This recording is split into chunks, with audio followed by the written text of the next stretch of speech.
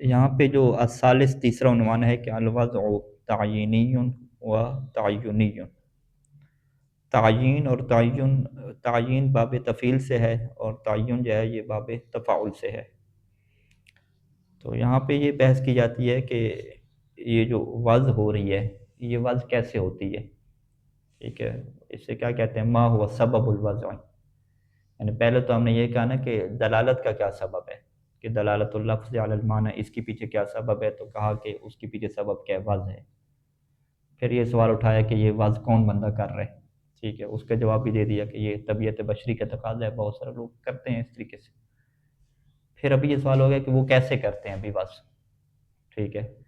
کیف یکون الوضع، کیفیت الوضع کیا ہوتی ہے؟ اس کو کیفیت الوضع کہیں تو یہ زیادہ دقیق تعبیر ہے، مصنف اس کے لیے لفظ استعمال کرتے ہیں منشأ الوضع، بھی وضع کیسے ہوتی ہے؟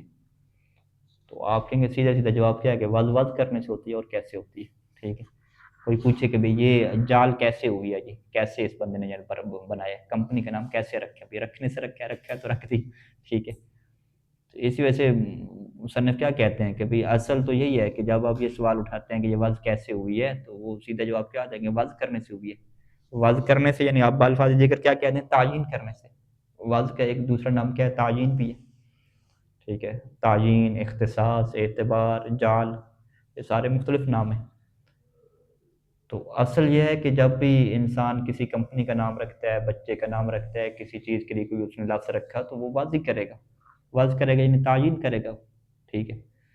تو اب یہ سوال ہوتا ہے کہ کیا بغیر تعیین کے، بغیر وضع کے بھی کیا ایسا ہو سکتا ہے کہ ایک لفظ جب ایک معنی کے لیے وضع ہو جائے؟ تو وہ کہتے ہیں ہو سکتا ہے، بغیر وضع کے وضع ہو جائے، اگر انہیں وضع کی یہی نہیں ہے اور کیا ہو جائے؟ وضع ہو جائے۔ وہ کیسے جی؟ اگلا ایسے ہی استعمال شروع کرتے بغیر وضع کی، ٹھیک ہے؟ مثال کے طور پہ آپ اس کی اولاد کی مثالیں لیں، بچوں کی، کہ والد نے جو ہے وہ بچے کا نام رکھا، میں اپنی مثال لیتا ہوں، بچے کا نام رکھا محسن، ٹھیک ہے؟ لغت میں تحقیق کر کے کہ جناب زہرا کے جو بیٹے شہید ہوئے تھے ان کا نام محسن تھا، ٹھیک ہے؟ سین کے شد کے ساتھ تھا، تو والد نے نام رکھا محسن۔ تو اب والد کیا کر رہا ہے؟ وضع کر رہے ہیں، تو یہ محسن جو بچے کا نام رکھ رہا ہے یہ کیا بنے گا؟ وضع تعیین بنے گا، یعنی یہ وضع بمعنی تعیین کے۔ اچھا، باقی جو محلے والے ہیں ان کو تو حق نہیں ہے بچے کا نام رکھنے کا، ٹھیک ہے؟ انہوں نے بھی جو وضع کیا، لیکن وضع انہوں نے وضع کے ذریعے سے نہیں کیا، انہوں نے کیسے کیا؟ استعمال کیا، انہوں نے کہا جی ہم استعمال کیا کریں گے؟ محسن کریں گے، تو انہوں نے جو ہے وہ محسن استعمال شروع کرا، ہم نے کہا بھی آپ کے استعمال سے تھوڑی وضع ہو جائے گا، انہوں نے کہا دیکھنا ہو جائے گا بھائی، ٹھیک ہے؟ وہ کیسے ہو جائے گا؟ من کثرت الاستعمال، یعنی اتنا زیادہ استعمال ہوتا رہا کہ آخر پہ کیا ہے؟ وہ محسن ہی اس کے لیے کیا ہو گیا؟ وضع ہو گیا، ٹھیک ہے؟ تو اس کا مطلب کیا ہو گیا کہ کسی بھی چیز کا نام رکھنے کے جو پیچھے وضع ہے نا، اس وضع کے جو ہے وہ دو طریقے ہو سکتے ہیں۔ ایک وہی بائی ڈیفالٹ سیٹنگ ہے جسے اصل کہتے ہیں، تعیین سے ہوگا نا، ایک بندہ وضع کرے گا تو ہوگا، اور دوسرا کیا ہے کہ بھی تعیین کے علاوہ جو ہے نا وہ ایک اور چیز بھی پائی جاتی ہے معاشرے میں، کہ استعمال اتنا زیادہ کریں کہ بالآخر واضح کیا ہو جائے۔ اور القاب وغیرہ اور مختلف جو نام ہیں اس کے اندر عام طور پہ یہ پائی جاتی ہے چیز کہ اگلا بندہ واضح نہیں کرتا، بس ایسے ہی استعمال کر دیا اس نے، اب استعمال اتنا کثرت تک پہنچ جائے گا کہ وہ ہو جائے گا۔ تو لہٰذا اس کو اب دقیق تعبیر بنے ہیں کہ سبب وضع کیا بنتا ہے؟ سبب وضع یا تو تعیین بنتا ہے، اور اسی کو ہم کیا کہتے ہیں؟ اصل ہے، اصل ہے یعنی اکثر طور پہ ایسے ہی ہوتا ہے، یا سبب وضع تعیین نہیں بنتا بلکہ سبب وضع کثرت الاستعمال بنتا ہے، فقط استعمال بھی نہیں بلکہ کیا؟ کثرت الاستعمال۔ تو کثرت الاستعمال کے بعد وضع ہو جاتا ہے تو اس کے لیے پھر لفظ انہوں نے کیا بنا دیا؟ تعین بنا دیا، ٹھیک ہے؟ تو وضع تعین کی تعبیر کیا ہوگی کہ جس کے پیچھے کیا چیز کھڑی ہوئی ہو؟ کثرت استعمال کھڑی ہو، تو کثرت استعمال کے بعد کیا ہو جائے گا؟ تعین ہو جائے گا۔ اور وضع تعینی میں بھی آخر پہ تعین ہی ہونا ہے نا، متعین ہی ہونا ہے آخر پہ، لیکن اس کے پیچھے کیا کھڑی ہوئی ہے؟ تعین کیا کھڑی ہوئی ہے اس کے پیچھے، ٹھیک؟ تو یہاں پہ چلیں عبارت سے آ جاتے ہیں، پھر کچھ نکات آپ کی خدمت میں رکھیں گے۔ ثم ان دلالت الالفاظ علی معانیها، الفاظ کی جو اپنے معنی کے اوپر جو دلالت ہے، الاصل فیہا، اس میں اصل کیا ہوتی ہے کہ دلالت کہاں سے پیدا ہوگی؟ ان تکون ناشئۃ من الجعل والتخصیص، کہ وہ کہاں سے پیدا ہوگی دلالت؟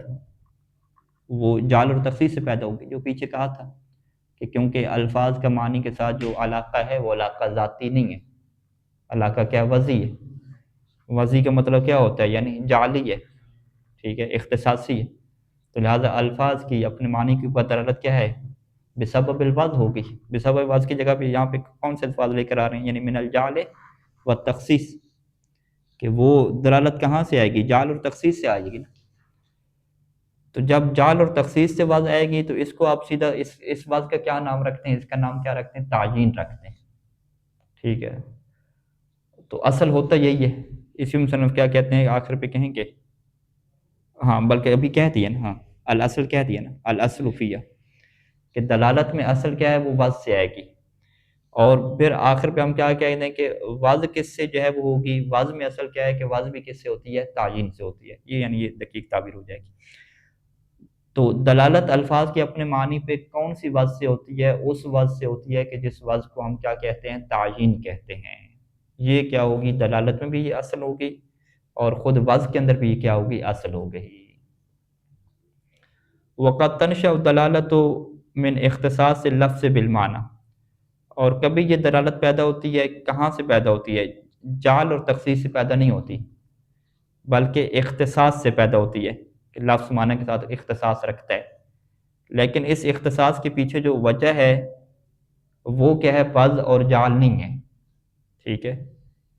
الحاصل قد تنشأ الدلالۃ من اختصاص اللفظ بالمعنی الحاصل هذا الاختصاص من الکثرت فی الاستعمال، کہ یہ اختصاص کہاں سے حاصل ہوا؟ کثرت فی الاستعمال، یعنی اس اختصاص کے پیچھے جو سبب ہے وہ کیا ہے؟ کثرت استعمال ہے۔ اعلیٰ درجتن، کتنا کثرت سے استعمال؟ اعلیٰ درجتن، اتنے درجہ پہ استعمال ہونا، من الکثرت، ان کثرت کا اتنا درجہ کہ انہو تألفہ الاذہان، کہ اذہان اسی سے کیا ہو جائیں گے؟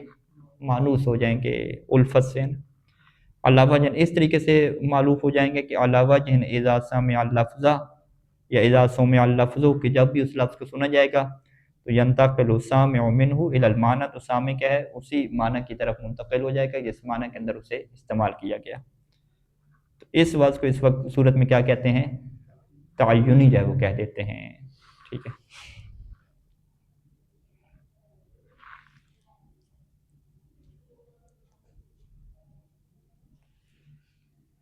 ہاں جی، مزید کیا اس میں نکات ہو سکتے ہیں؟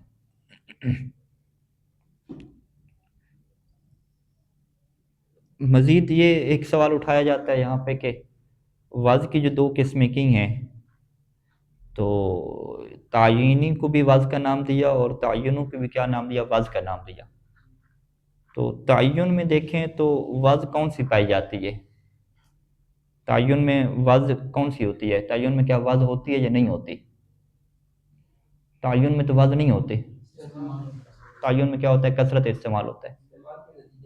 استعمال کے نتیجے میں وضع ہو جاتی ہے، یعنی وضع کی نہیں جاتی بلکہ وضع ہو جاتی ہے۔ وضع ہو جانا اس کو تعبیر کیا جاتا ہے معنی اسم مصدر سے، اور وضع کرنے کو تعبیر کیا جاتا ہے معنی مصدر سے، ٹھیک ہے۔ تو یہاں پہ یہ بحث آتی ہے کہ پھر جب اب تعین جو ہو جاتی ہے وضع، اس کو بھی آپ وضع کا نام دے رہے ہیں، تو اس کا مطلب ہے کہ اگر آپ سے وضع کی تعریف پوچھی جائے تو آپ وضع کی تعریف کیا کہیں گے؟ کہ وضع کا مطلب کیا ہوتا ہے؟ لفظ کا معنی کے ساتھ خاص ہو جانا۔ آپ معنی کیا کریں گے؟ معنی مصدری نہیں کریں گے، بلکہ معنی کون سا کریں گے؟ اس میں مصدری کریں گے، یعنی جب بھی پوچھا جائے کہ جو وضع کی تعریف کیا ہے تو آپ کو یوں کرنا چاہیے کہ اختصاص اللفظ بالمعنی، کہ لفظ کا، ہاں لفظ کا معنی کیا ہو جانا؟ لفظ خاص ہو جانا کس کے ساتھ؟ معنی کے ساتھ۔ اب وہ خاص کیوں ہو رہا ہے؟ پھر یہ سوال کھڑا ہوگا۔ آپ کیا کہیں گے؟ وہ خاص ہونے کے پیچھے سبب یا تو کیا ہے؟ وضع ہے، وضع یعنی معنی مصدری، آپ خود کیا جعل کر رہے ہیں، جس کو ہم کیا کہتے ہیں؟ تعین کہتے ہیں، ہاں۔ یا اس اختصاص کے پیچھے سبب کیا کھڑا ہوا ہے؟ کثرت الاستعمال کھڑا ہوا ہے، اعلیٰ درجۃ ان یألف الذہن الانسان منہ، ٹھیک ہے، وہ ساری چیز۔ تو یہاں سے کیا نتیجہ نکلا کہ اصل میں جو وضع کی تعریف ہے اور یہ جو وضع کی دو قسمیں بنائی ہیں، یہ تب دو قسمیں بن سکتی ہیں کہ جب وضع کو آپ معنی اسم مصدر ملے، نہ کہ آپ وضع کو کیا لیں؟ معنی مصدر ملے۔ اور یہ صاحب کفایہ والے نے اس طریقے سے کیا، جب انہوں نے وضع کی تعریف کی تو انہوں نے وضع کی تعریف اختصاص سے کی ہے۔ لیکن جو شیخ مظفر الرحمہ ہیں انہوں نے واز کی تعریف کس سے کر دی جی؟ تخصیص سے کر دی، ٹھیک ہے، اور جال سے کر دی، ٹھیک ہے، جال لفظ بے ظال معنی آگے بہت تفسیریں لگائی، کیا کہا؟ تخصیص سے کر دی۔ تو جب انہوں نے وضع کی تعریف ہی تخصیص سے کر دی ہے تو پھر اس وضع کی آگے دو قسمیں نہیں ہو سکتی، یہ وضع تو پھر ایک ہی بن گئی نا، تعینی ہوگی، وضع تعینی ہوگی۔ تو کیا اعتراض لازم آئے گا کہ اس کا مطلب ہے کہ مصنف نے جو وضع کی تعریف کی ہے اس وضع کی ہم دو قسمیں نہیں کر سکتے، کیونکہ مصنف کے مطابق معنی الوضع ہوا تخصیص، والتخصیص لا یکون الا بفعل الجال والتعیین۔ جامع معنی کیا ہے؟ ان کی پھر تعریف جو ہے وہ جامع افراد نہیں رہے گی، کیونکہ ان کی تعریف میں جو واضح تعینی ہے وہ شامل نہیں ہوگی۔ اس کا پھر جواب کیا دیں گے؟ ٹھیک ہے، اس کا جواب یہ دیں گے کہ ہم مصنف نے جو مصدر استعمال کیا ہے تخصیص، اس کو آپ اس میں مصدر کے معنی میں لے لیں، تعویل ہوتی ہے، ٹھیک ہے۔ مصنف جو کہہ رہے ہیں نا جال اللفظ سے، لفظ کا جال کرنا، آپ معنی جال کرنے کا نہ لیں، آپ یہاں پہ کیا معنی لیں؟ لفظ کا جال ہو جانا، آپ یہ معنی کریں، یعنی وہ مصدر بولیں اور آپ معنی کیا مراد لیں؟ اس میں مصدر والا لیں۔ تو یہاں ہم کیا کہیں گے کہ مصنف کا مقصود بھی کیا ہے؟ اس میں مصدر والی ہے، یہ ایک تعریف کی گئی۔ دوسری کیا ہے کہ نہیں، مصنف اصل میں جو وضع کی تعریف کرنا چاہتے ہیں وہ اصل وضع کو بیان کرنا چاہتے ہیں، اصل میں وضع ہوتی کیسے ہے وہ، اور تعین کو جو وضع کہہ دیا جاتا ہے وہ اصل وضع نہیں ہوتی، ٹھیک ہے۔ تو مصنف اصل میں کس کو بیان کرنا چاہتے ہیں؟ اصل وضع کو بیان کرنا چاہتے ہیں، جو اصل وضع ہوتی ہے، ٹھیک ہے، جو نقل ہے اور دو نمبر ہے اس کو بیان ہی نہیں کرنا چاہتے۔ یہ اس طرح سے کیا مصنف کی دفاع جو ہے وہ کیے جائیں گے، واضح نقطہ۔ اچھا، اس کے بعد آتی ہے اقسام الوضع، کہ وضع کی کیا اقسام ہے۔ یہاں پہ جو وضع کی اقسام، ابھی ہم نے وضع کی تعریف کیا پڑھی، یعنی جال کرنا، تو آپ کیا کہیں گے جال کی کتنی اقسام ہو سکتی ہیں؟ ٹھیک ہے، جال تو ایک فعل بسیط ہے نا انسان کا، یا انسان جال کرے گا یا جال نہیں کرے گا، دو ہی کام ہوں گے نا۔ اگر آپ جال کے سبب کے بارے میں بات کریں گے تو چلے وہ ہم کہہ دیتے ہیں کہ جال کا سبب کبھی انسان کا وضع کرنا ہوتا ہے اور کبھی وضع کرنا نہیں ہوتا بلکہ کثرت استعمال ہوتا ہے۔ تو پھر جال کی خود وضع کی اقسام آپ کیا بیان کرنا چاہتے ہیں؟ ابھی وضع کی اقسام بیان تو کر دیں آپ کو، دوبارہ کیا بیان کرنا چاہ رہے ہیں؟ تو یہاں سے یہ بات آتی ہے کہ یہ جو اقسام الوضع ابھی شروع کر رہے ہیں، یہاں پہ وضع سے مراد ایک نیا معنی کیا مراد ہے، ایک نئی اصطلاح، ٹھیک ہے۔ تو اس وضع سے کیا مراد ہے اقسام الوضع میں؟ اس وضع سے مراد کیا ہے؟ وہ معنی جس کا انسان تصور کرتا ہے، معنی کا جب انسان تصور کرتا ہے، کیوں تصور کرتا ہے؟ کیونکہ اس کے لیے وہ لفظ جال کرنا چاہ رہا ہے۔ تو ہم کیا کہتے ہیں کہ اصل میں وضع کا مطلب تو کیا ہوتا ہے؟ جال کرنا نا، ٹھیک ہے، یا جال ہو جانا، دونوں آپ لے لیں، مصدری معنی لیں یا اس میں مصدری نہیں۔ وہ جال ہو جانا یا جال کرنے کے دوران کیا ہوتا ہے؟ انسان تصور تو کر رہا ہوتا ہے، ٹھیک ہے، کسی چیز کا انسان تصور، ان تصور معنی علم کے، علم تصوری، علم تصدیقی۔ تو اگر کسی چیز کے انسان کے پاس تصور ہی نہ ہو تو اس کے اوپر تو کوئی حکم نہیں لگایا جا سکتا نا، اس سے جال وغیرہ تو نہیں کیا جا سکتا۔ تو بس یہ جو تصور انسان کرتا ہے نا جال کے دوران، ہم اسی تصور کو اصولی کیا کہتے ہیں؟ وضع کا نام دے دیتے ہیں۔ تو بس وضع کی کیا ہوگی؟ دو اصطلاحیں ہوگی۔ ابھی تک جو وضع چل رہی تھی وہ بمعنی الجال چل رہی تھی، بمعنی الاختصاص چل رہی تھی۔ ابھی یہاں پہ جو وضع ہے وہ وضع کس معنی میں ہے؟ بمعنی تصور المعنی، ٹھیک ہے، تصور معنی میں کیا چل رہی ہے، ٹھیک ہو گیا۔ تو لہٰذا اقسام الوضع کیا مطلب؟ یعنی اقسام الوضع کس اعتبار سے؟ یعنی معنی کے تصور کے اعتبار سے۔ ابھی ہم وضع کی کیا تقسیمیں کرنے لگے ہیں کہ یہ معنی کا تصور کیا ہوگا۔ آپ کہتے ہیں معنی کا تصور بھی کیا دو طرح کا ہوتا ہے، معنی یا تو تصور کرتے ہیں یا نہیں ہوتا، اس میں کوئی دو تقسیمیں کیسے بناتے ہیں؟ کہتے ہیں ابھی معنی کو آپ دیکھ رہے ہیں کہ ایک دفعہ معنی کلی ہوتا ہے، ایک دفعہ معنی کیا ہوتا ہے؟ جزئی ہوتا ہے۔ تو کلی معنی کو تصور کرنا اور ہوگا اور جزئی معنی تصور کرنا اور ہوگا۔ کہتے ہیں ہاں یہ بات بنتی ہے آپ کی کہ المعنی المتصور اما یکون کلیا او جزئیا۔ لہٰذا وضع کی کیا ہوگی؟ دو قسمیں ہوگی نا، کہ یا جو ہے وہ معنی کلی کا آپ تصور کریں گے یا جزئی کا کیا تصور کریں گے۔ اچھا، معنی متصور کے بعد کیا ہے؟ اس معنی کے لیے آپ لفظ کو وضع کر دیتے ہیں۔ تو لفظ کو جب وضع کرتے ہیں تو کیا آپ نے اسی معنی کے لیے وضع کیا کہ جس کا آپ نے تصور کیا؟ آپ کہتے ہیں ظاہری بات ہے اسی کے لیے وضع ہوگا نا جس کا میں تصور کر رہا ہوں، تو کیا دوسرے کے لیے وضع ہو سکتا ہے؟ ہم کہتے ہیں نہیں، چلے آپ وضع تو اسی کے لیے کریں گے، یہ صورتحال یہ آپ کی بائی کیا نام ہے عام طور پہ صورتحال یہی رہتی ہے کہ جس کا آپ تصور کریں گے اسی کے لیے آپ وضع کریں گے، یعنی معنی متصور کلی ہوگا وضع، تو جس معنی کے لیے آپ وضع کر رہے ہیں وہ یہی معنی ہو جائے گا، ٹھیک ہے۔ لیکن عقلی طور پہ اگر دیکھا جائے تو کتنی ممکنہ صورتیں بن سکتی ہیں، ٹھیک ہے، ویسے تو دو ہی بنیں گی، ٹھیک ہے، کہ آپ کلی معنی کا تصور کر رہے ہیں تو اسی کلی معنی کے تصور کے لیے واضح کر دیں گے آگے، اور آپ نے جزئی معنی کا تصور کیا تو اسی کے لیے واضح کر دیں گے، عقلی دو ہی صورتیں بنتی ہیں، لیکن عقلی نہیں، مطلب جو پریکٹیکلی صورتیں بنتی ہیں، بالفعل جو ہوگا وہ دو ہی صورتیں بنتی ہیں، لیکن عقلی طور پہ کتنی بنتی ہیں؟ چار بنتی ہیں۔ ان عقلی طور پہ چار کو بیان کرنے سے پہلے ایک لفظ جو اصطلاح کے طور پہ استعمال ہوتا ہے، الموضوع لہو، ٹھیک ہے، یعنی ہمارے پاس کیا ہو گیا، ایک اصطلاح واضح کی ہوگی، ٹھیک ہے، واضح کی دو اصطلاحیں ہوں گی، ابھی تک جو ہم پڑھ رہے تھے بمعنی جال کی تھی، ابھی واضح کس معنی میں آ گئی؟ عند الجال حینما نتصور المعنی، تو یہاں پہ تصور معنی کو کیا واضح کہہ رہے ہیں۔ دوسرا کیا ہوتا ہے؟ موضوع ہوتا ہے، موضوع کسے کہتے ہیں؟ لفظ کو کہتے ہیں نا، لفظ الموضوع، یعنی معنی کو کیا، معنی کو نہیں بنایا جاتا، بنایا کس کو جاتا ہے؟ لفظ کو بنایا جاتا ہے۔ معنی کو کیا کہتے ہیں؟ موضوع لہو کہتے ہیں۔ موضوع لہو میں موضوع سے کیا مراد ہے؟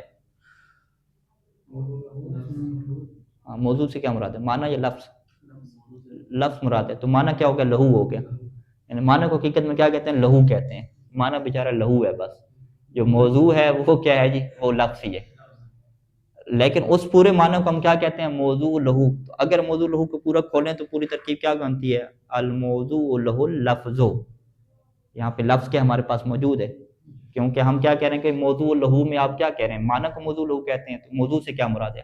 اگر تو موضوع سے مراد کیا ہو گیا؟ لفظ ہو گیا، یعنی اللفظ الموضوع لہو للمعنی، ٹھیک ہے، تو یعنی آپ پھر معنی کو بھی آپ لفظ کے طور پہ دیکھ رہے ہیں نا، تو اصل معنی تو پھر کیا ہے؟ معنی تو لہو ہے نا، معنی موضوع لہو تو نہیں ہے نا، ٹھیک ہے، کیا کہیں گے آپ؟ تعبیر آپ نے کیسے سمجھی ہوئی ہے موضوع لہو کے؟ ٹھیک ہے،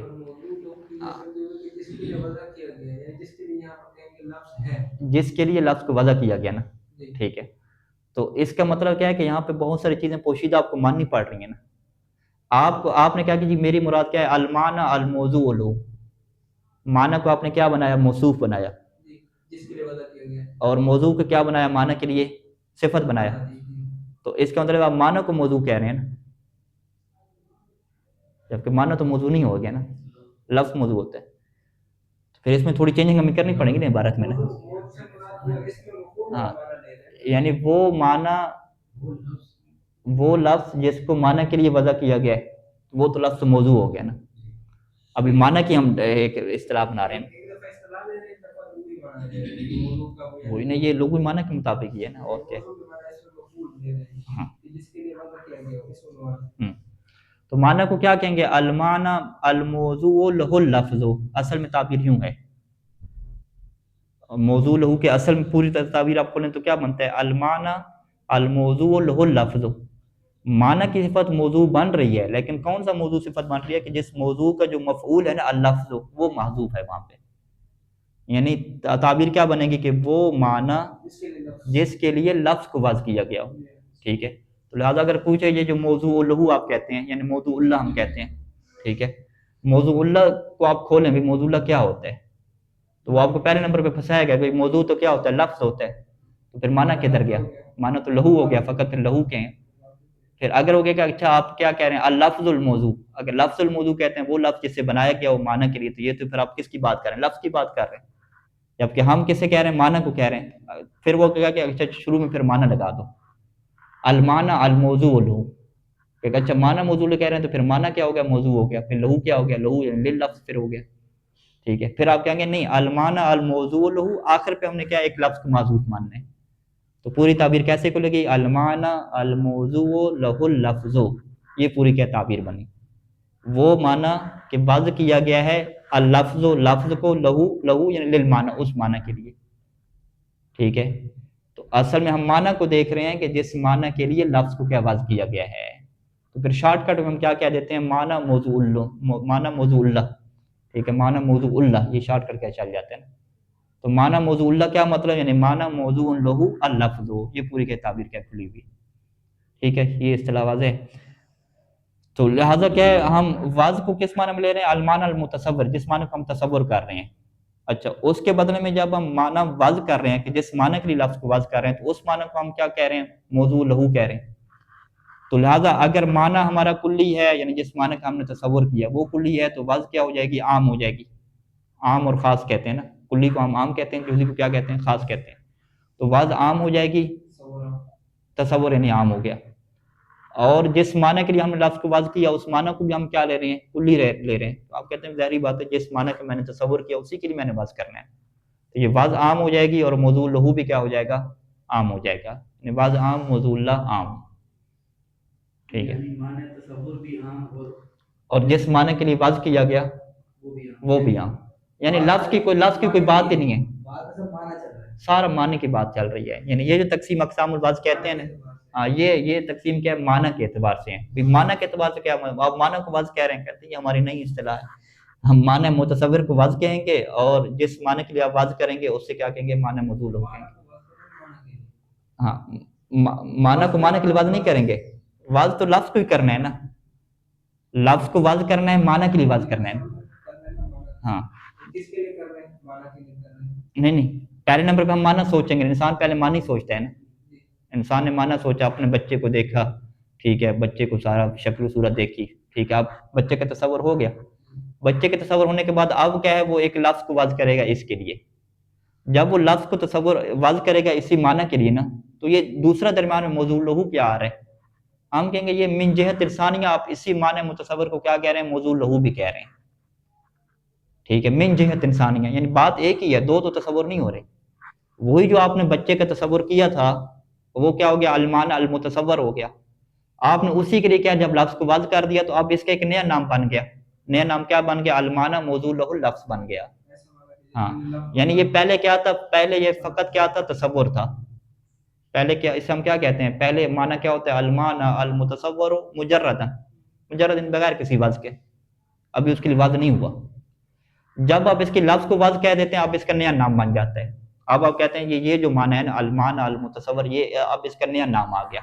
نیا نام کیا آ گیا؟ اب یہ کیا بن گیا؟ المعنی الموضوع لہ لفظ.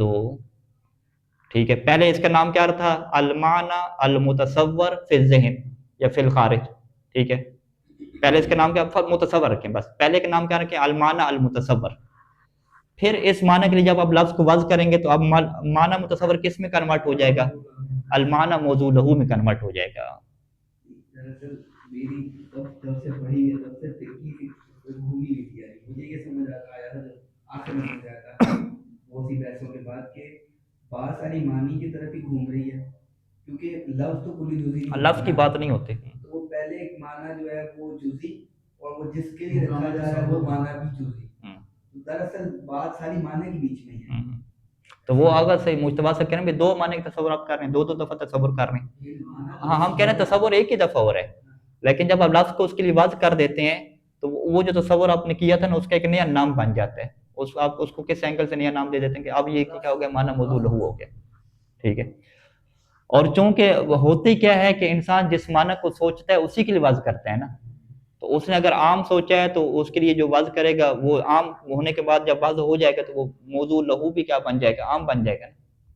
ٹھیک ہے، تو یہی تو بحث ہے نا کہ جب یہ کہتے ہیں کہ جی میں نے تصور عام کا کیا تھا تو ظاہری بات ہے جب اس کے لیے لفظ وضع ہو جائے گا تو موضوع لہو بھی عام رہے گا. میں نے سوچا عام ہوا تھا تو ادھر سے موضوع لہو آپ کا خاص کیسے ہو جائے گا؟ واضح. تو جس کا میں نے، یعنی جو میں سوچتا ہوں اسی کے لیے کیا وضع ہوتا ہے نا. یہی تو بحث ہے علماء کی کہ بھئی جس کو آپ سوچتے ہیں اسی کے لیے آپ وضع کرتے ہیں، جو نہیں سوچا گیا اس کے لیے وضع نہیں ہوتا. جو نہیں سوچا اس کے لیے وضع نہیں ہوتا. کیوں نہیں وضع ہوتا؟ آپ کہتے ہیں میں نے ایک بات سوچی نہیں ہے تو وضع کیسے ہو جائے گا؟ وضع میرے ارادے کے تابع ہے نا. میں لفظ ایک لے کر آ رہا ہوں، وہ کس کے لیے بنا رہا ہوں؟ میں نے آپ کے بچے کے سوچی نہیں تھا ذہن میں، اپنے بچے کو سوچ کے نام رکھا. اپنے بچے کا نام محسن رکھا، بعد میں پتہ چلا کہ آپ کے بچے کا نام محسن وضع ہو گئے. ہاں ٹھیک ہے، ہاں ان کا اپنا نام محسن بن گیا. ٹھیک ہے، فرض کریں یوں کہہ دیں تو آپ کہیں گے بھی یہ کیا ہوا ہے؟ سوچا تو آپ نے اپنے بچے کا تھا. ہم کہتے ہیں ہوتے ہی ہے کہ جب آپ سوچتے ہیں اپنے بچے کا تو وضع بھی اسی کے لیے ہوگا نا، دوسرے کے لیے تو نہیں ہوگا. ٹھیک ہے، تو یہی پھر بحث آگے آئے گی کہ بھئی یہ جو آپ چار قسمیں بنا رہے ہیں، چار کس بنیاد پہ ہم بنا رہے ہیں کہ آپ سوچیں گے عام، وضع کس کے لیے ہو جائے؟ خاص کے لیے ہو جائے. سوچیں گے آپ خاص، وضع کس کے لیے ہو جائے؟ عام کے لیے ہو جائے. کیا یہ ممکن ہے؟ یہ ممکن نہیں ہے. پریکٹیکل ایسا ہو بھی سکتا ہے یا نہیں ہو سکتا، اس کے اوپر بحث ہو جائے گی. یعنی بہت سارے علماء کیا کہتے ہیں کہ تیسری اور چوتھی قسم یہ محال ہے جی، ہو ہی نہیں سکتی. چوتھی کو تو چلو مال کہتے ہی ہیں، تیسرے کو کچھ کیا کہہ دیتے ہیں، مال کہہ دیتے ہیں، ٹھیک ہے۔ تو پس یعنی خلاصہ کلام کیا ہوا کہ اقسام الوضع جو یہاں پہ بیان کی جا رہی ہیں فقط معنی کے اعتبار سے بیان کی جا رہی ہیں، لفظ کے یہاں پہ لینا دینا نہیں ہے، اور لفظ کے اعتبار سے آگے قسمیں آئیں گی، ٹھیک ہے، وہ شخصی اور نوعی والی آئیں گی، ٹھیک ہے۔ دوسرا اس میں کیا ملاحظہ ہو جائے گا کہ یہاں پہ دو اصطلاحیں ہیں جس سے سمجھنا ضروری ہے، ایک وضع کی اصطلاح اور ایک کیا موضوع لہو کی اصطلاح۔ تو ہم کیا کہیں گے، وضع کی اصطلاح سے مراد یہاں پہ وہ نہیں ہے جو ابھی ہم نے پہلے کچھ دیر پہلے پڑھی ہے بمعنی جعل، بلکہ یہاں پہ وضع سے کیا مراد ہے، بمعنی تصور، تصور معنی کو یہاں پہ کیا کہتے ہیں، وضع کہہ دیتے ہیں۔ یہ وہی بات ہے جیسے ہم نے کہا نہیں تھا کہ حکم واقعی کی دو اصطلاحیں ہیں، تو یہ وضع کی بھی کیا ہو جائیں گے، دو اصطلاحیں ہو جائیں گی۔ تو وضع بمعنی معنی متصور یہاں پہ ہو جائے گا۔ اور موضوع لہو سے آپ کیا مراد دیتے ہیں، آپ کہتے ہیں موضوع لہو کی اصل تعبیر کیا ہوتی ہے، المعنی الموضوع لہو اللفظ، یہ پورا کیا ہوتا ہے چیپٹر، پھر شارٹ کٹ میں آپ کیا کہہ دیتے ہیں، موضوع لہو کہہ دیتے ہیں یا موضوع اللہ کہہ دیتے ہیں۔ اچھا جی، یہ تصور واضح ہے انشاءاللہ۔ تو چار قسم کیسے بنیں گی، معنی متصور عام، موضوع لہو بھی کیا ہے عام، معنی متصور خاص، موضوع لہو بھی کیا ہے خاص، معنی متصور عام، موضوع لہو کیا ہے خاص، اور معنی متصور خاص اور موضوع لہو عام۔ تو یہ عقلی طور پہ ممکن صورتیں ہیں، 4 5 6 نہیں بن سکتی، یہی رہیں گی، ٹھیک ہے۔ یہ ساری وہ استدلالی بحث میں نظام چلتا ہے۔ جب فقیہ ایک روایت سے معنی نکالنا جاتا ہے نا، وہ کہتا ہے اچھا روایت میں امام نے لفظ خاص بولا تھا، تم اس سے معنی عام نکال رہے ہو، ٹھیک ہے، وہ کیسے نکال رہے ہو، حالانکہ پیچھے ہم ثابت کر چکے ہیں کہ یہ تو ہو ہی نہیں سکتا، ٹھیک ہے۔ جب یہ واضح ہی نہیں ہو سکتا تو یہ کیسے عربی زبان کوئی نہیں اتری ہے، کوئی عربی زبان واضح ہو رہی ہے، ٹھیک ہے۔ اگر ایک بندہ فقیہ عام لفظ امام نے مراد لیا اور اس سے مراد فقیہ خاص معنی مراد لے رہا ہے، تو یہ ساری جو چکر ہے نا جو بھی بنا رہے ہیں، یہ درس خارج میں روایات سے جب استدلال فقیہ کرنے لگے گا نا، وہاں پہ آپ کو اسے پھنسائیں گے، جیسے حکیم الصلاۃ والے کو اور فن کے والے کو پھنسایا تھا، ادھر آپ نے وجوب نکال رہی ہے، ان کے میں آپ وجوب کی طرف نہیں جا رہے، وجہ آپ کی مرضی چل رہی ہے کیا، ہاں ادھر جب فقیہ ایک روایت میں عام کا لفظ آئے گا اور اس سے مراد کیا، لیکن نہیں اس سے مراد خاص ہے، کہ عام کو کیا خاص میں کیا مطلب، یعنی عام کا لفظ خاص کے لیے وضع ہو گیا، یا ایک لفظ خاص ہو گیا وہاں اس سے فقیہ عام نکالے گا، وہاں پہ پھر بحثیں ہو جائیں گی ساری کی ساری۔ یہ یعنی بیس بنا رہے ہیں ابھی تک، تاکہ آپ آگے جا کے جب استدلال کریں تو چیزیں آپ کے لیے کلیئر ہوں کہ آپ کون کون سے اصول و ضوابط طے کر کے آ چکے ہیں۔ واضح، اس کی عبارت پڑھ لیتے ہیں۔ لابد فی الوضع من تصور اللفظ والمعنی، وضع جو عمل ہے، وضع کون سا عمل جو ابھی ہم نے بیان کیا ہے، جعل اللفظ بازاء المعنی، یہ بیان کیا تھا نا کہ لفظ کو قرار دینا معنی کے مقابلے میں۔ اس لفظ میں، اس وضع میں کیا ضروری ہوتا ہے کہ آپ لفظ اور معنی دونوں کو کیا کریں، تصور کریں۔ لأن الوضع حکم علی المعنی وعلی اللفظ، وضع خود کیا ہے، حکم لگانا ہے، اور حکم مجہول کے اوپر نہیں لگ سکتا نا۔ ولا یصح الحکم علی شیء الا بعد تصورہ ومعرفتہ، اور کوئی حکم کسی چیز پہ نہیں لگتا مگر یہ کہ اس کا آپ نے تصور کیا ہو اور معرفت اس کی کیا ہو، آپ کے پاس معرفت بھی ہو۔ یہ وہ نحو میں نہیں کہتے کہ مبتدا نکرہ کیوں نہیں ہو سکتی، وہ کہتے ہیں کیونکہ نکرہ مجہول کے اوپر کیا ہے حکم، نکرہ مجہول ہوتا ہے نا، مجہول کے اوپر کوئی حکم تو نہیں لگتا نا، آپ کس کے بارے میں خبر دے رہے ہیں۔ اس وقت سے مجرد تصور المعنی کا کہنا درست نہیں ہے، جیسے وہ یہاں بیان کر رہے ہیں۔ نہیں یہ ابھی مقدمہ چل رہے ہیں، یہ دونوں کو شامل کر رہے ہیں کہ وصف میں ابھی اس کو چھیڑا ہی نہیں ہے کہ ہم اقسام وضع کس بنیاد پہ بنا رہے ہیں۔ ہاں یہ فقط ایک تمہید بیان کر رہے ہیں کہ بھئی وضع ایک حکم ہوتا ہے، حکم کے لیے آپ لفظ کا تصور بھی کرتے ہیں، معنی کا تصور بھی کرتے ہیں، اور ابھی ہم آپ کو 4 اقسام بیان کر رہے ہیں، یہ فقط کس تصور کی بنیاد پہ ہیں، معنی کے تصور کی بنیاد پہ۔ پھر ہم کچھ دیر کے بعد نئی بحث شروع کریں گے، وہاں پہ ہم وضع کی 2 قسمیں بیان کریں گے، وہ کس بنیاد پہ ہوں گی، لفظ کے تصور کے اعتبار سے ہوں گی، ٹھیک ہے۔ یہ یوں کر کے نظام چلے گا، لیکن پہلے طور پہ مقدمے میں انہوں نے طے کرنا ہے کہ وضع ایک حکم ہے، خبر دینا ہے، اور جس طریقے سے نحو میں ہم کہتے ہیں کہ مجہول محض کے بارے میں کوئی خبر نہیں دے سکتے، اسی طریقے سے ہم کیا کہتے ہیں کہ جو چیز مجہول محض ہے اس کے بارے میں کوئی حکم نہیں لگا سکتے آپ، واضح۔ تو اب یہ بحث ہوتی ہے کہ بھی اس چیز کا آپ کو پہلے تصور ہونا چاہیے، جس معنی کا یا لفظ کا کوئی نہ کوئی تصور تو ہونا چاہیے۔